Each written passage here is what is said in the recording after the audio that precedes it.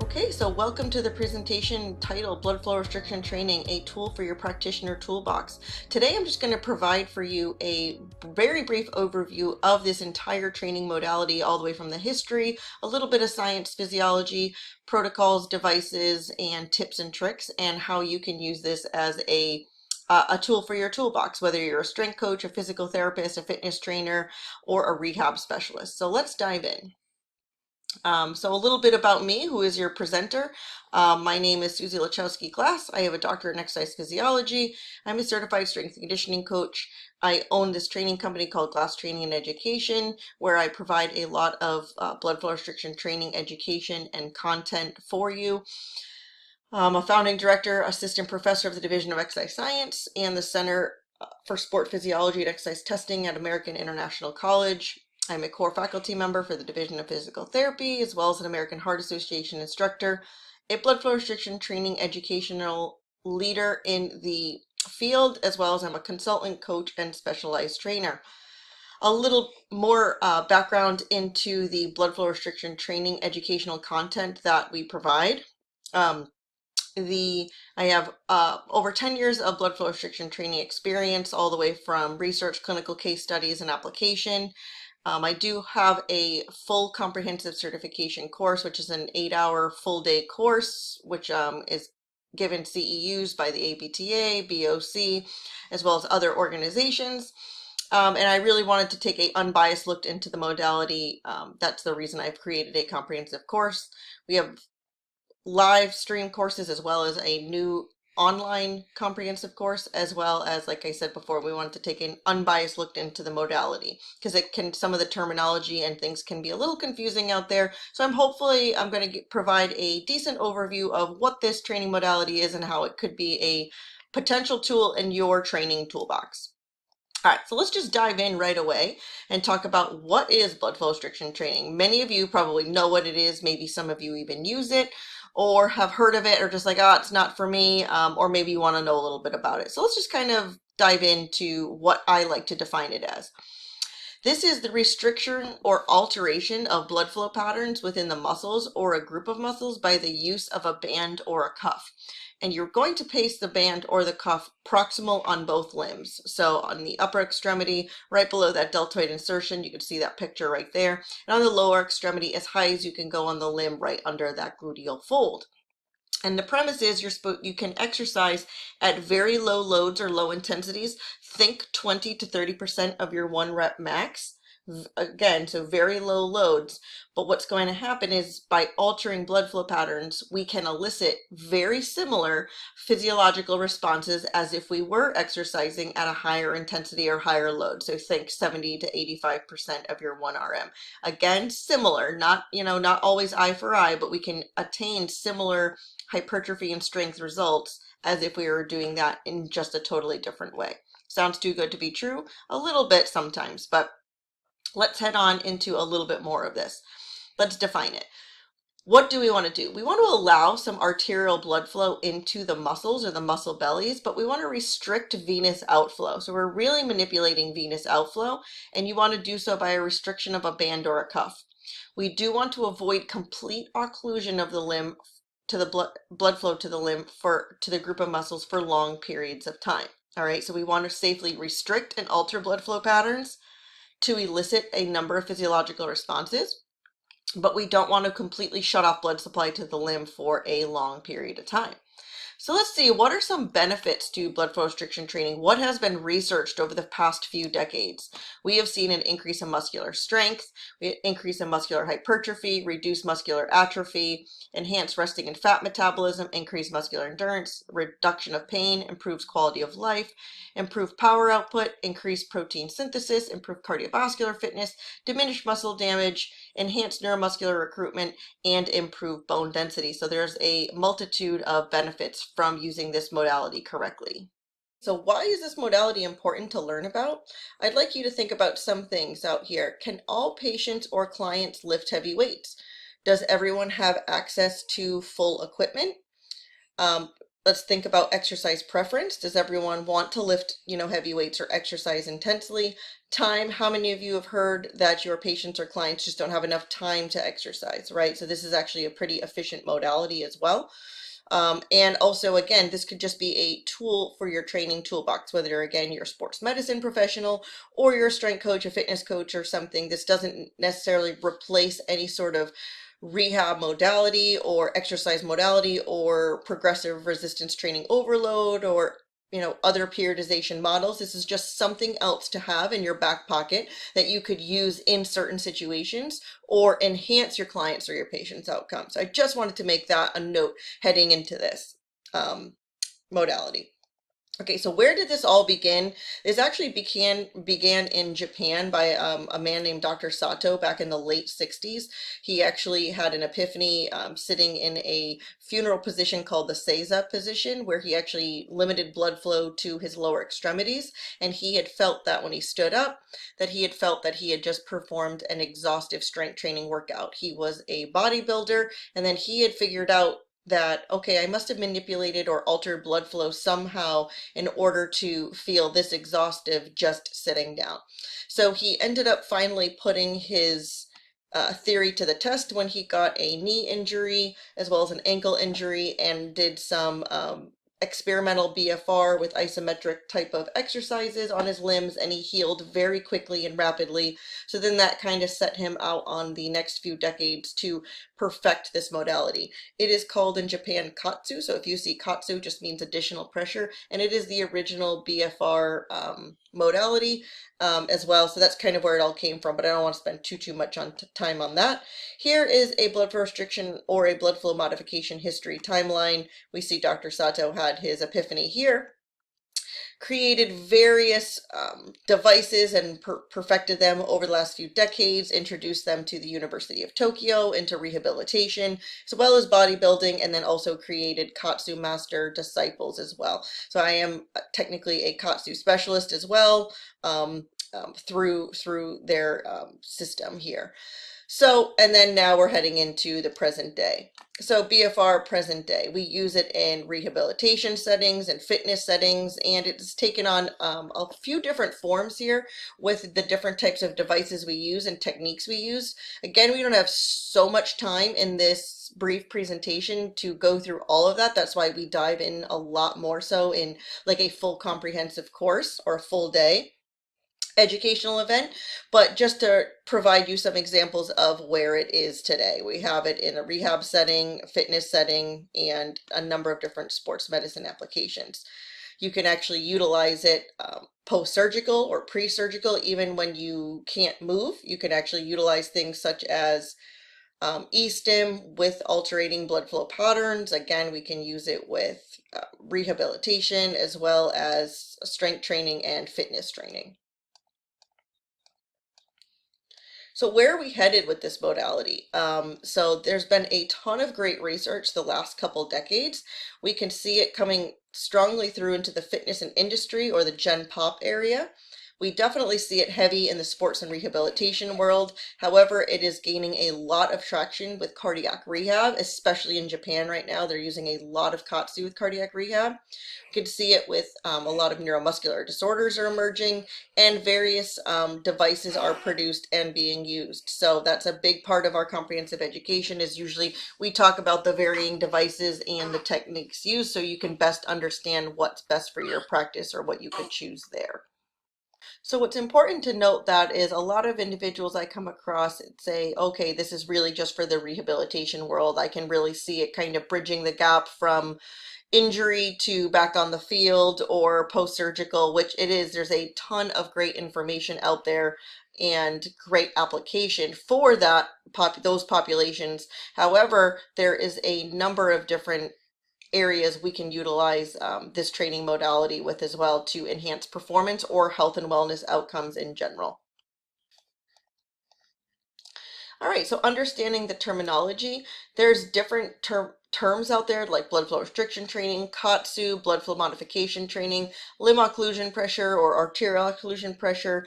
All of these things, kind of ultimately have the same goal in mind. You know, we could break these down individually, but just know these are different terminologies that are ultimately meaning the same thing, where we're going to be altering physiologically blood flow patterns into and out of the limb in order to enhance other physiological processes such as like enhanced strength, hypertrophy, cardiovascular benefits, metabolic stress, cell swelling, all of those kind of things. So again, they can get a little confusing out there, but they have the main goal in mind. Same goal in mind. If it were up to me, I would have labeled this entire modality hemodynamic alteration training, which is HAT training, because blood flow restriction training can sound scary. I've run to a lot of people that said, ooh, what are you going to do to my blood? Or you're going to restrict, that can't be good. That can't be good for my health. So if it were up to me, I would have made it sound more scientific and then explained it in a way where, you know, it wasn't so scary sounding. But that's just a side note there. So let's move on. All right, so there are different yet similar training modalities. That's why I really usually do stress being educated fully on this training modality before you go apply it to a patient or a client. It's important to understand the various techniques, that these techniques achieve similar results when done properly.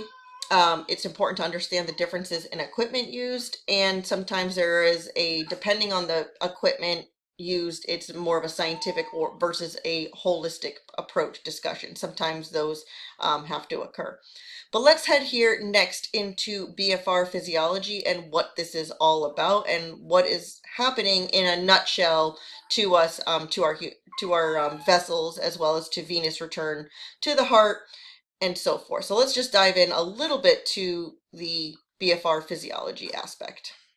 Okay, so let's dive into a little bit about the physiology of BFR.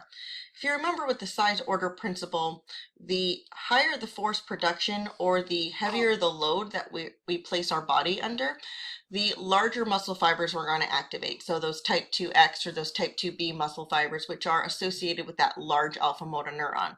And when we are in that 6 to 10 or 1 to 5 rep range, we are then also mainly going through anaerobic type of metabolism. So quick energy systems, immediate energy systems, as well as anaerobic glycolysis, which of course has byproducts such as lactate and hydrogen. So that's why we have a decreased area of pH, and we enhance that acidic environment within the muscle belly the more we lift heavier weights as well. So we're creating that metabolic acidosis environment when we activate these big muscle fibers. However, we want to activate these big muscle fibers in order for us to respond best to hypertrophy as well as muscular strength. So we do want to increase the activation of these in order for other physiologically processes to come. So let's just review quickly now. Let's switch it back to BFR. When we are restricting blood flow to the limbs with a cuff or a band, what is happening is we are promoting blood pooling in these capacitance vessels, and we are restricting blood flow to and from the area, mainly from the area. So that means less blood and nutrients are getting to the muscle cells, as well as we are reducing the amount of waste clearance from those muscles. So we are creating an ischemic and a hypoxic environment. So we're inducing, again, a hypoxic or ischemic area, as well as inducing blood pooling. So what happens when that occurs? Let's go back to that size order principle quickly here. Less oxygen is getting to the muscle and there's diminished waste clearance. So those type 1 muscle fibers fatigue very quickly.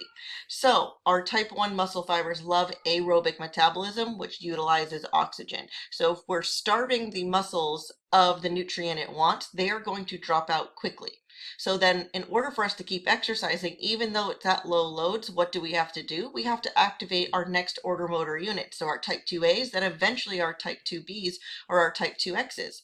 So those type 2 fast twitch fibers are activated a lot sooner and earlier during the exercise task, because the type 1 muscle fibers, which typically would be exercising or working with low loads, are actually starved of the nutrient it wants. So then we're going to enhance the flux of the creatine phosphagen system, as well as the glycolytic pathway, which is now going to enhance that byproduct buildup. And in order for us to keep exercising at the same intensity, even though it's low loads, more motor units must be recruited. So pretty soon we will then be activating whole muscle bellies or all of our muscle fibers with low loads just by altering blood flow patterns. So it's actually really neat that we can actually get to the almost the same result with muscle activation, just doing it in a totally different way, just by altering blood flow patterns. Okay, so with this metabolic stress and metabolite accumulation, we have diminished outflow to the working muscles, less waste is being cleared, so then more motor units need to be recruited.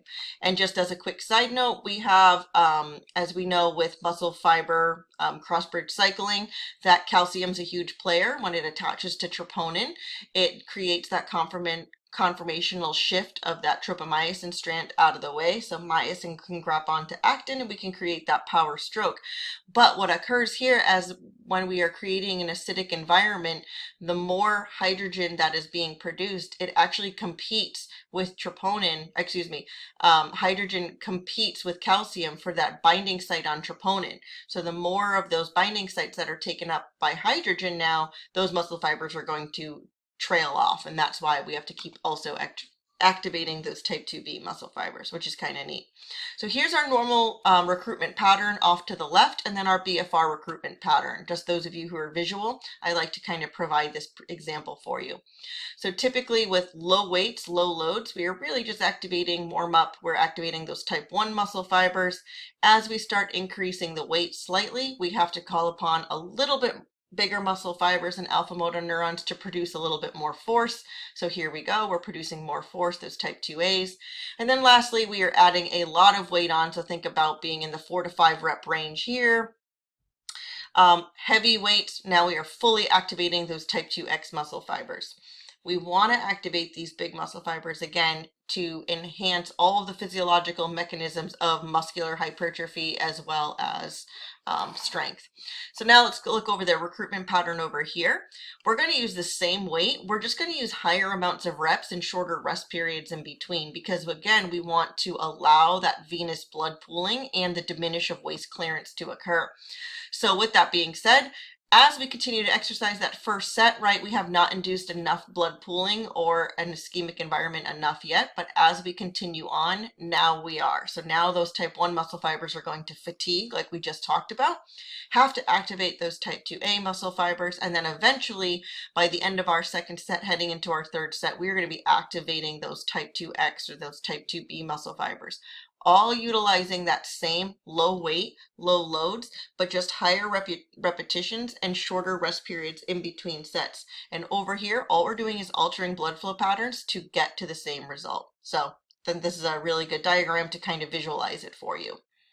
Okay, so with metabolic stress, what does that do? Actually, the induction of metabolic stress within the muscular environment actually helps send signals up to the brain to release anabolic hormones via our type 3 and type 4 afferents.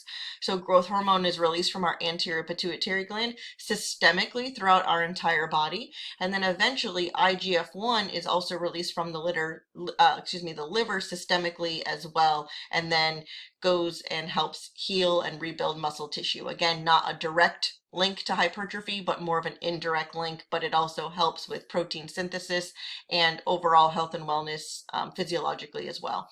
We have induced hypoxia. We produced reactive oxygen species. We induce cell swelling, and we enhance metabolic accumulation, and all of these various pathways, so metabolic accumulation, fiber unit recruitment, cell swelling, all of those mechanisms can activate protein synthesis or the protein synthesis pathway, or has some sort of link to via the mTOR activation pathway. All right, so what are some systemic benefits of anabolic hormone release? We can actually build, heal, repair tissues, for example, for collagen, bone, and so forth. It enhances protein synthesis. We can enhance bone remodeling, and we can actually enhance lipolysis. So with the increased release of growth hormone, we can actually enhance the breakdown of fat tissue. What are some proposed mechanisms for blood flow restriction training? As you can see here, we talked about quickly fiber recruitment. We have those metabolic responses. It induces cell swelling from that venous pooling, which then is going to have a direct link for protein synthesis and enhancing muscular hypertrophy. We have enhanced anabolic hormone release, which all somehow relate to activating this mTOR pathway, which then activates protein synthesis. And we know we want to enhance protein synthesis to enhance muscular strength as well as hypertrophy, because actin and myosin are proteins. So the more myofibrils that we have, or the more myofilaments that we have within a muscle fiber itself, the more cross bridges we have, and boom, there we go. We have an increase in strength as well as muscular hypertrophy. Okay, so lastly, this isn't just a musculoskeletal modality, this is a hemodynamic cardiovascular modality. So there's a lot of aerobic effects as well.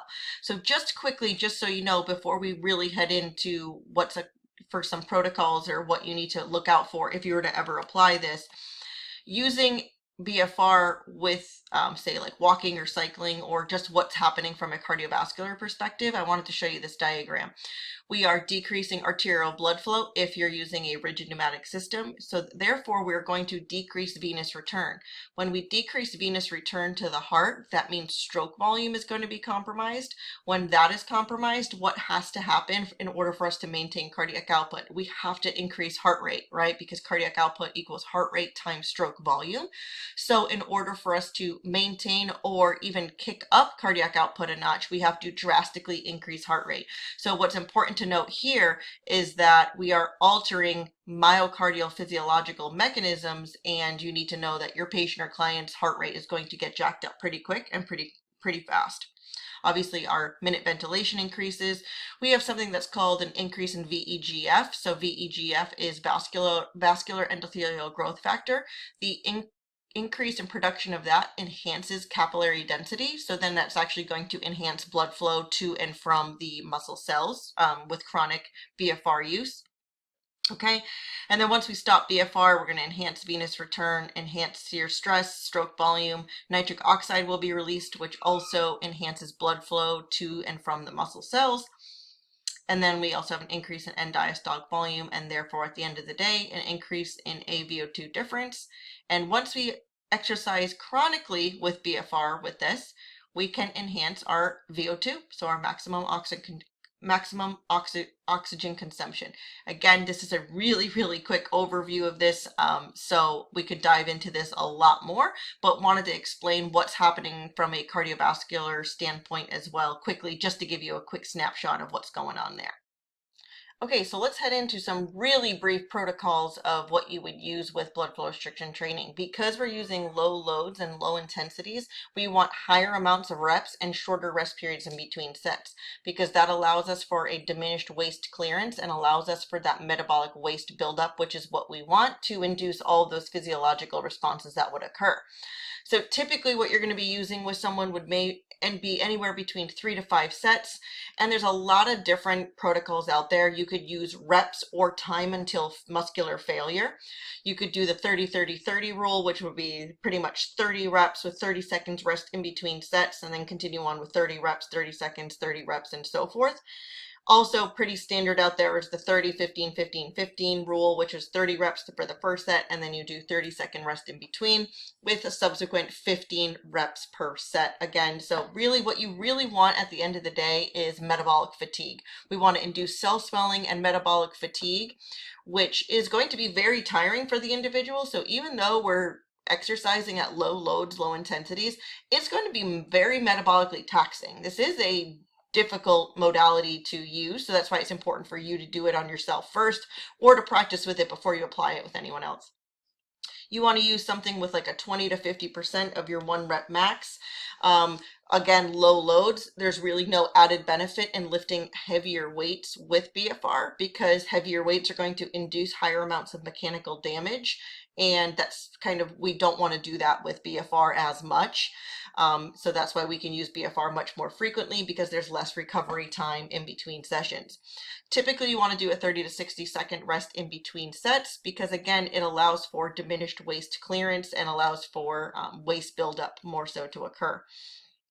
All right, and that's why you can tell that this is a very efficient modality. So when I said before how time sometimes is a very big excuse for people not to follow a rehab program, a fitness program, an exercise program, and we all get it. Everyone's busy out there with their lives, families, jobs, all these other obligations that are occurring. So this modality, you can actually get a 3 to 5 different exercises of 3 different sets each in under a 20-minute period with BFR. So it's a very efficient modality where someone can actually feel like they got a very big, which they are actually getting a very big metabolic workout in such a short period of time. Questions out there, time under restriction also depends on the device you use, where you're going to be recommended. However, rule of thumb about 15 to 20 minutes, 15 to 20 minutes under complete restriction, alternating of blood flow patterns, and then you would pretty much want to take the system off to allow your system to kind of calibrate a little bit, get blood flow back into the limbs, enhance venous return back to the heart, and so forth. Some much more trained individuals can utilize a little bit longer, and again with the device being used, but that's about rule of thumb, about close to 20 minutes, 15 to 20 minutes there. So like I talked about, there's a number of different blood flow restriction training devices out there, all the way from, I like to break it down in our course in 3 big categories: non-pneumatic, rigid pneumatic, and elastic pneumatic.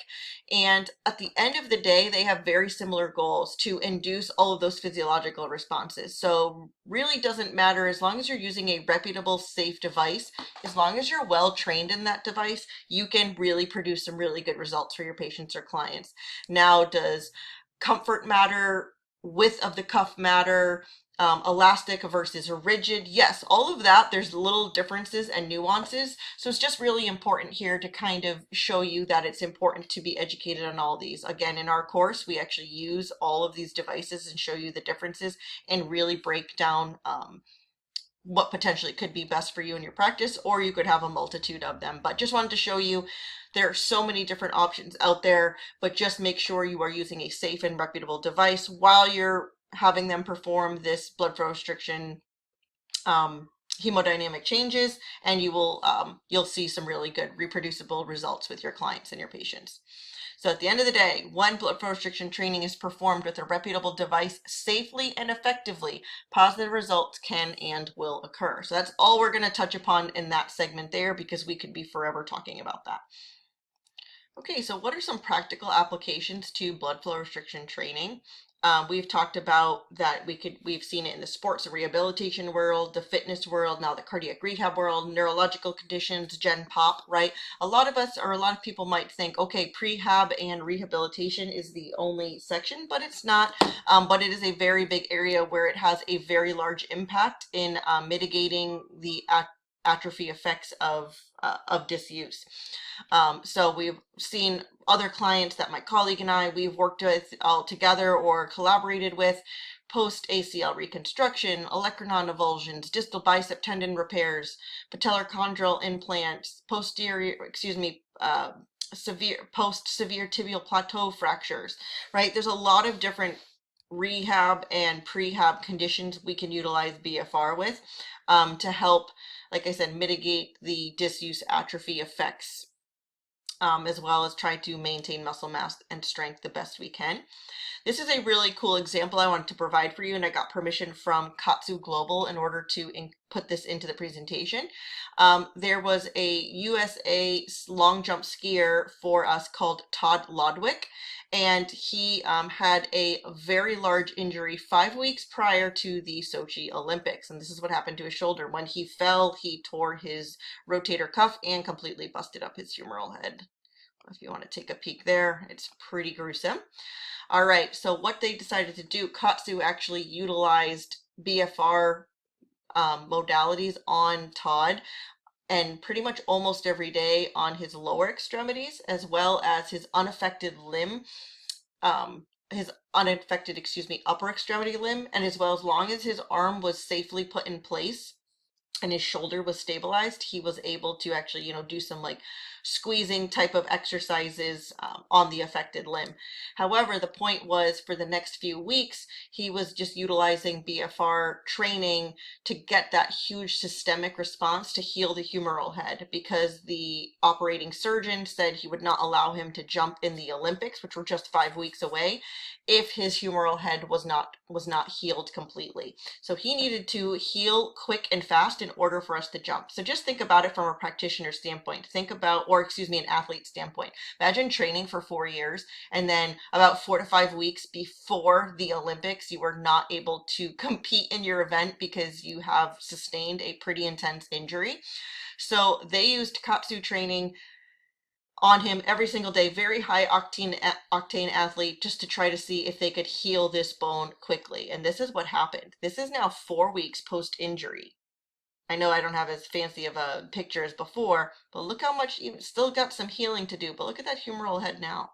Look how much healing that was with just 4 weeks of constant, pretty much BFR training and having occur with that systemic response. Now 5 weeks post injury. Look at that, healed up nicely. And he was actually allowed, because it healed enough. He's actually holding our flag right there. He was actually able to jump in the Olympics, in the Sochi Olympics for us, which is pretty neat. So this is just a really good example of that systemic hormonal response with BFR, since he utilized it on the unaffected limb as well as the lower extremities, where you get that growth hormone, IGF-1, cell swelling, systemic also response, where it actually went to go heal the unaffected limb and helped heal the bone tissue. So BFR could actually be used in a number of different situations, especially to do with bone remodeling and healing as well, not just specifically to the limb that is affected. So it's a really neat case. If someone is, say, post-surgical and is not allowed to engage in any sort of weight-bearing exercises, what we can and have started doing is utilizing E-stim with BFR. So we are safely contracting the muscles while restricting them so they can get that cell swelling, metabolic waste buildup as well. So really cool to show you there. And then next, let's head into blood flow restriction training, fitness, and for strength and conditioning professionals. So again, it's not just a rehab modality, but we can kind of discuss it from a fitness or strength perspective. Okay, so how could we use blood flow restriction training in the fitness and strength and conditioning world? Again, might think this might more so be a rehab modality. It's got great uses there, but we can actually program it in for a number of different populations in different ways. Again, a tool to have in your practitioner toolbox, not here to replace any sort of training modality or rehab modality or anything like that. However, just another training tool for you to have to fold into your different regimens or your programming. So let's dive into what we could do here with some traditional athletes. We could use it with strength training. We could do traditional training, strength training, and BFR. So how would you do that? You can actually train that in. I'm going to talk about in a little bit. It's called icing on the cake. So let's just use an example here. If I had a football linebacker who needed to train and gain strength and hypertrophy as well as to be successful at his sport, would I completely get rid of lifting heavy weights or pushing heavy weights, or any of those kind of things? No, I would not do that. I would be a terrible trainer at that point, right? Because if the athletes, the success of their sport is dependent upon how much weight they can lift or how much force they can produce, you still want them to go against heavy load for different adaptations, based off of muscle, collagen, joints, all of those kind of things, right? However, could we potentially use BFR to augment those changes or the recovery? Absolutely. We could use what I like to call icing on the cake. So let's just say someone went through a heavy exercise lifting regimen that day. You could use BFR as finisher sets. So at the end of the exercise task for that day, you could finish off with doing some low loads, low intensities with BFR. So we're again not inducing a lot more muscle damage, but we are inducing a higher amounts of metabolic stress to induce or enhance cell swelling as well as those systemic hormonal responses. So could that potentially help with recovery as well as muscle cell building because of all those micro tears you just did in that previous session? Potentially. Could also use it on their active rest days. So you could use it with some light cycling, light walking, but it's also going to induce those physiological responses to potentially help, again, recovery or even those performance benefits. So you can use it on the recovery days, or like I said, I like to use it as icing on the cake. Can you start using it with interval training? Absolutely. You can get the cardiovascular and musculoskeletal benefits from BFR, which is enhanced VO2, enhanced, resting heart rate, decrease in resting blood pressure. All of that also occurs with BFR, in addition to the musculoskeletal benefits.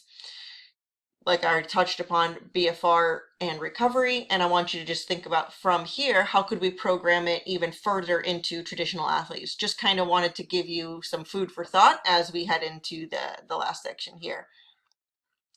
So this is kind of how I would do it with a training program. If you were using power sports like football, weightlifting, sprinting, throwing, all those kind of things, you're not going to change them again using progressive resistance overload, heavy weights, various different periodization models. I would use it as icing on the cake, like I told you. I would use it in addition to traditional weightlifting, as well as help use it in sport-specific movements. Same thing with power endurance athletes. I would use it as an icing on the cake modality or during active recovery days. Mixed technique athletes, so think about basketball, soccer, hockey, or tennis. Again, I would, as long as they're healthy and able-bodied, I would use it as icing on the cake, or some sessions can actually be substituted or replacement. BFR can be a replacement for their traditional training. I wouldn't, do one for the other. I would kind of do it mixed. So you could do it either again as icing on the cake here during their active recovery days, or some sessions you could actually utilize BFR just specifically instead to enhance like cell swelling, muscle hypertrophy, and all that. With type of endurance athletes, so their goals typically aren't super heavy lifting, a ton of hypertrophy, a ton of huge strength gains. If they just want to enhance muscular strength to a little bit of an extent, and as well as specifically enhance muscular endurance, I would definitely use BFR with this group. You could also use it as a substitute for traditional strength training. You don't have to, but these type of athletes, I could replace it, or I would replace it in some situations. I'd like to make a note here. This isn't just a blanket statement across the board.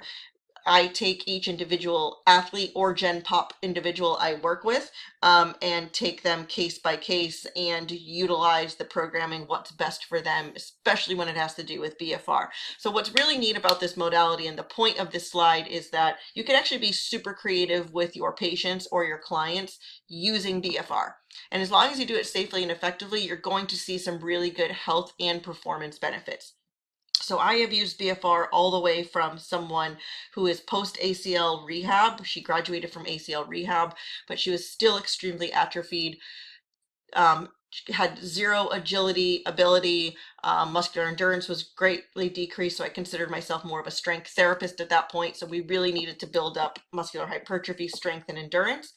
But then at the same time, after that, I could really look into applying BFR with agility, sport-specific movements, then when she was heading into lacrosse, getting the stick in her hand and doing drills with her with BFR simultaneously is really fun there. I also work with clients. I work with Gen Pop. I actually have 2 different osteopenia, type 1 osteoporosis patients going with using BFR because they can't lift heavy weights and they're aging population, so they don't want to at this standpoint. Even if they could, they're not interested in doing so. I have one that's in her late 60s and one he is in his early 70s and loves utilizing BFR for that enhanced bone remodeling aspect, as well as increasing strength, muscular endurance, and we have seen a lot of their functional tasks increase. So their sit to stand, their up and go test, balance test, drastically increasing. So when I look at it from a Gen Pop standpoint and someone aging, decreasing their risk of falls is humongous, and they get to actually play with their grandkids and run and chase them around without having to worry about falling. So we have a couple of different extremes here. People with osteoporosis are loving this modality, but also we were able to get this young 17-year-old athlete back to the field and competition faster and better than when she had left her rehabilitation. So really kind of contrasting, aspects here. You program them differently, just like you would do anyone in your typical practice. So what are some key points, right? Again, I could talk forever on this modality, but this is supposed to be a very brief presentation overview of BFR training. So if you're interested at all in learning a lot more, please get in contact with me. But by restricting blood flow and performing light, easy exercises in short amounts of time, we can gain the health benefits as intense, long duration exercise. The key again is to create that disturbance of homeostasis in the working muscle. So we're going to drop pH, increase hydrogen ion concentration, increase lactate, which is then going to activate a cascade of physiological effects of cell swelling, growth hormone release, then IGF-1 release, metabolic acidosis, activating type 2B muscle fibers, all of that good stuff. They both, again, have that local and systemic responses and mechanisms there. And little damage was done to the muscle tissues. That means adaptations can occur quickly because recovery can be less time. We are inducing cell swelling and these hypertrophy and protein synthesis pathways by a metabolic stress pathway or metabolic acidosis overload, instead of doing the micro tears with healing and the inflammation response. Is there some? Yes, there is some, but it's not to the as great of extent as if I had someone lift 80 to 85% of their 1 rep max. Okay, so just kind of a summary point there. Is BFR safe? You must be asking. Yes, this slide, you can take a quick screenshot of it. There are over 300,000 Katsu sessions performed daily in Japan, and there's really no reported results of complications. Very low risk for anything. Actually, you actually decrease your risk for a DVT because of the enhanced aerobic effects of BFR. Sounds kind of opposite, but you actually decrease your risk there. So extremely, extremely safe to use, and you can peek at some of these safety studies if you get the chance to. All right, so practitioner and application tips. It's really important if you're going to apply this with a patient or a client that you have a really good rapport with your client, provide insight, the benefits, and various success stories to utilizing BFR. So one of our biggest issues is always getting people to exercise anyway, getting them to adhere to an exercise program. So if you come in and say, we're going to do this blood flow restriction training technique, I'm going to restrict your blood flow and do all this, they might completely shy away, right? So it's really important for you to gauge their willingness and their tolerance for discomfort. Again, this modality should not be painful, but it is going to be uncomfortable because you are going to muscular fatigue. You're going to failure most of the time, not all the time, but you really want to have that buildup of that metabolic waste to get all of the benefits we discussed. Positional application, it's important with exercise and hemodynamic patterns that you want to make sure you're applying the band or the cuff in the position they're going to be exercising in or having their muscles at mid-length. Remember, heart rate is going to go up very quickly and onset of fatigue is fast. So be sure to keep, that's a really good note to have when you're looking at your clients or your patients. Ensure good communication pre and post session. You know, you can use fatigue, you can use RPE, you know, is there any delayed onset muscle soreness? You will have some of that, especially once they start out a new exercise regimen because they're not used to it. All right, so it's really important there, a couple of those notifications.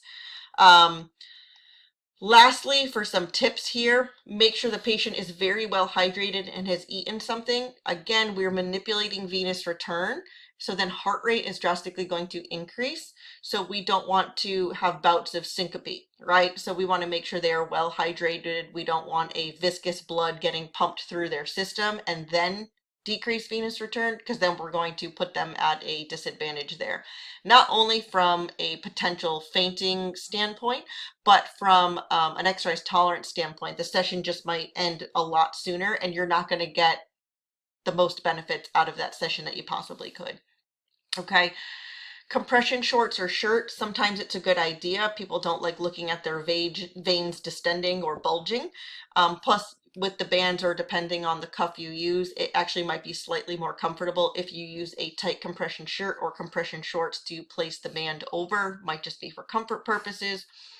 Another tip would be to show blood flow restriction training on yourself or do it with them those first couple times. So again, with that patient or client buy-in, you really want to show the great benefits to this modality. You don't want to shy them away from it. And lastly, educate, educate, educate. I can't stress that enough.